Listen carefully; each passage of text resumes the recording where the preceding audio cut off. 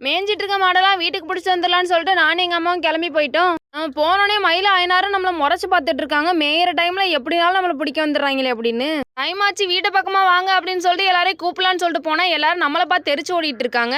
வீட்டிலேயே ரொம்ப சேட்டை பண்ணிக்கிட்டு இருக்க காவேரியை போய் முதல்ல அவுத்து விட்டேங்க. இதுதான் இன்னைக்கு நான் பண்ண பெரிய தப்பு.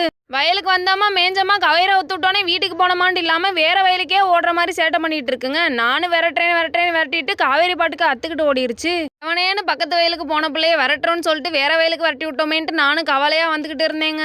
16 மயிலும் கூட நேத்து பறந்துட்டு வயலுக்கு அவுத்தோனே வீட்டை பக்கமா கிளம்பி வந்துருது. இந்த காவேரிக்கே அந்த அறிவே இருக்க மாட்டேங்குது. காவேரி வர்ற வரை வெயிட் பண்ணும் அப்படின்னு சொல்லிட்டு வெயிட் பண்ணா காவேரியும் துண்டக்கானம் துணியக்கானு வந்து சேர்ந்துருச்சுங்க. எப்படியோ நாங்க முன்னாடி வீட்டுக்கு போறோம், நீங்க பொறுமையா வாங்க அப்படின்னு சொல்லிட்டு கரடியை வழி அனுப்பி விட்டுட்டு வீட்டு பக்கமா புல்லட் எடுத்துக்கிட்டு வந்தாச்சுங்க. அந்த கொஞ்ச நேரத்திலே நம்ம பெரிய மாடு எல்லா மாடையும் கூட்டிட்டு வந்துடும். இந்த கரடி மட்டும் வந்தானே அப்படியே தீவனத்துல நுழைஞ்சிருவாங்க. காவேரிக்கு மட்டும் எவ்வளவு சொன்னாலும் புத்தி இல்லைன்ட்டு அப்படியே புடிச்சு கட்டி போட்டாச்சுங்க.